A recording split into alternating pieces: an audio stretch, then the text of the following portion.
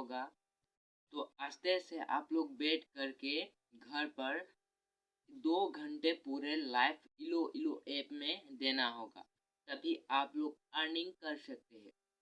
नहीं तो अर्निंग कभी आप लोग कर नहीं पाओगे और लाइफ में कभी लाइव कर ही नहीं पाओगे आप लोग। तो दोस्तों आइए स्क्रीन रिकॉर्डिंग पर हम लोग ओपन करते हैं। उसके बाद कैसे करके लाइव करना है, कैसे करके क्या करना है, मैं आज पूरे डिटेल्स बता दे रहा हूँ। उनके बारे में आइए जानते हैं आप लोग। और लाइव इलो ऐप की लिंक मेरा डिस्क्रिप्शन में लिंक है, आप लोग जाके वहाँ से डाउनलोड कर सकते हैं।